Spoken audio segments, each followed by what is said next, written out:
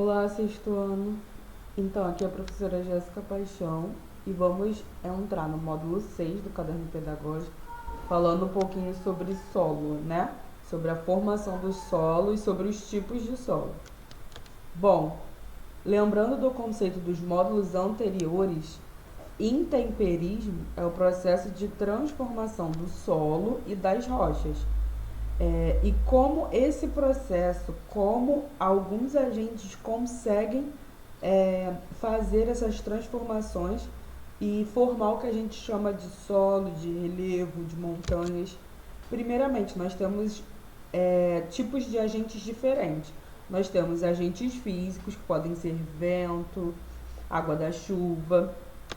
Nós temos os agentes químicos, que é como essa poeira, por exemplo, do vento pode adentrar uma rocha, como a água da chuva, por exemplo, pode adentrar uma rocha e fazer ali uma mudança química na sua estrutura.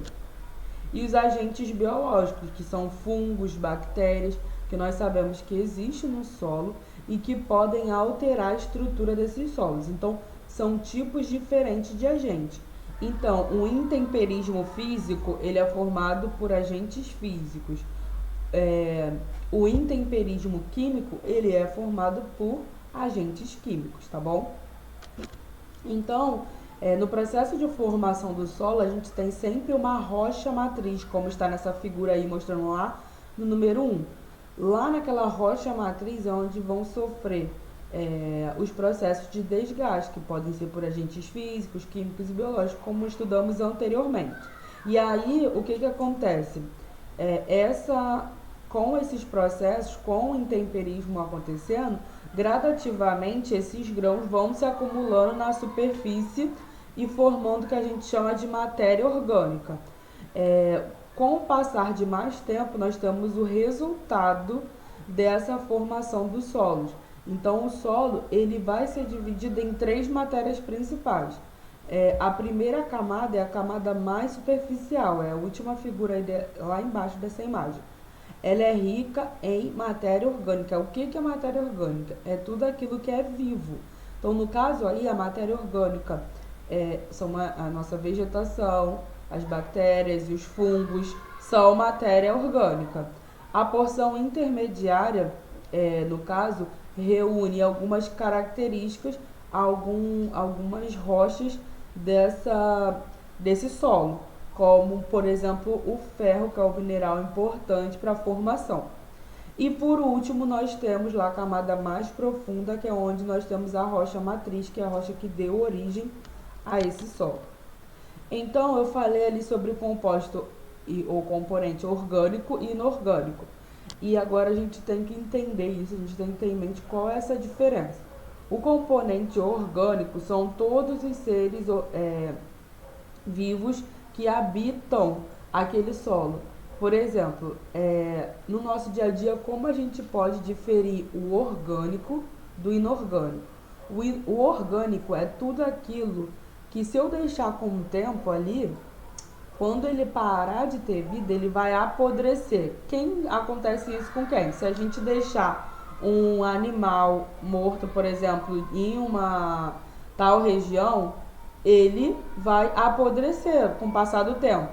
Se a gente deixar um pedaço de maçã exposto um tempo em um determinado local, ele vai vir a apodrecer também. Então, isso tudo é matéria orgânica, porque tem vida. Então, dentro de um solo, o que tem vida? Os vegetais, que são as plantas, as minhocas também, que são importantes para esse solo, e as bactérias e o fungo, que nós não conseguimos observar a olho nu, tá? Então, o que seria inorgânico? Inorgânico é tudo aquilo que não tem vida. Por exemplo, o ar, ele não tem vida, o ar em si. A água, se eu deixar no tempo, ela não vai apodrecer uma água. Assim como os minerais, as rochas, eles não apodrecem, porque eles não têm vida, eles são inorgânicos, tá? E aí, agora a gente entendendo essa diferença, vamos entender os tipos de solo. Nós temos 3 tipos diferentes. O primeiro é solo arenoso.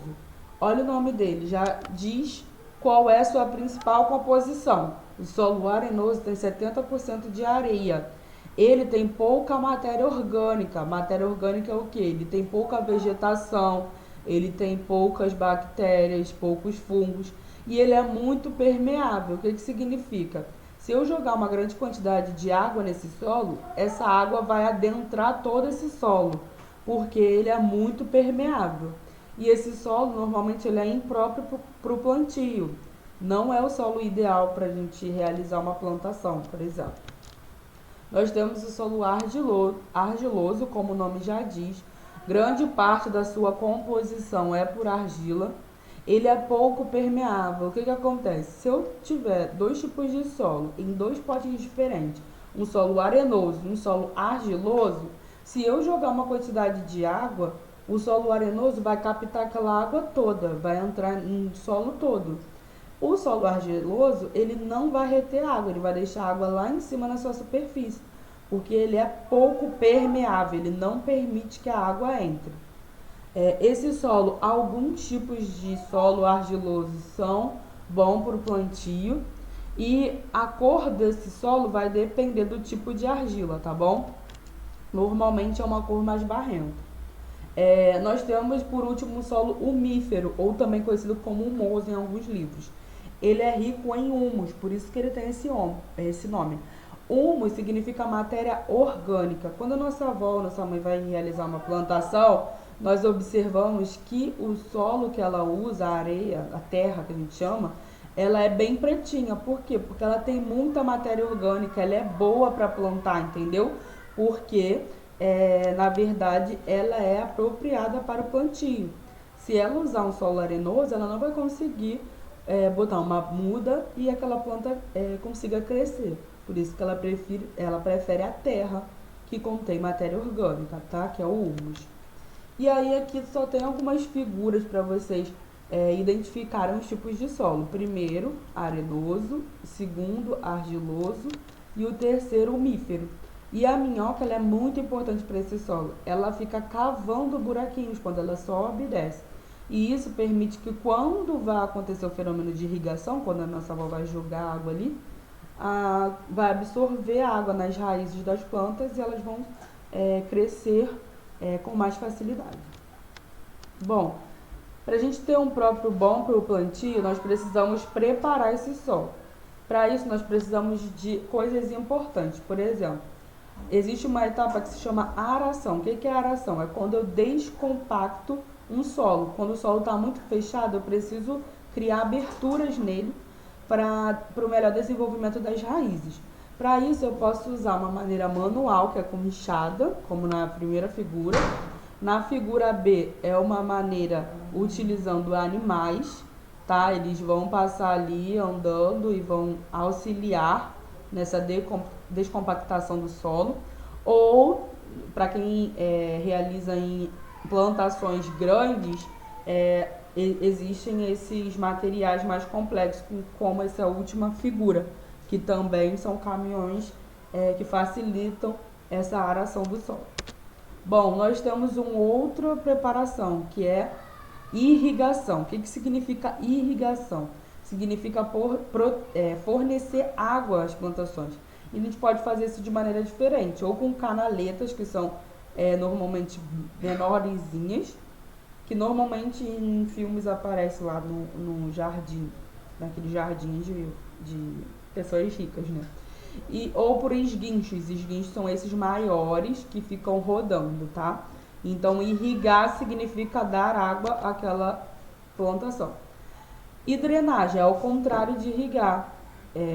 Quando um solo é presente em um ambiente que chove muito, eu preciso drenar aquele solo porque tem grande quantidade de água ali e acaba prejudicando a plantação. Então, eu vou drenar aquele solo, vou retirar a água naquele solo. E aí, por isso, eu posso fazer ou valas ou canais de escoamento, como mostra aí na primeira figura, tá? E por último, eu tenho a calagem. Calagem é quando um solo é muito ácido. Às vezes ele é muito ácido, ele é impróprio para o plantio. Isso acontece quando tem um fenômeno de chuva ácida, tá? A chuva ácida detona aquela plantação e aí o solo fica ácido. Então a gente precisa neutralizar esse solo. E aí a gente usa calcário e o nome dessa técnica é calagem. Adicionar calcário para neutralizar a acidez dos solos. E aí nós também temos o uso, né, em alguns casos, de pesticidas. O que são os pesticidas? Eles são utilizados para combater as pragas que tendem a infestar as plantações.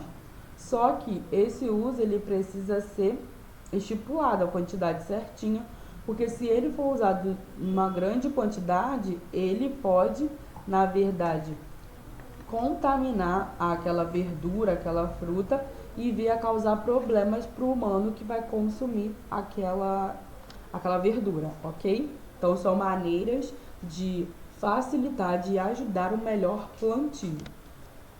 Agradeço a atenção de vocês e obrigada por mais uma aula. Beijos.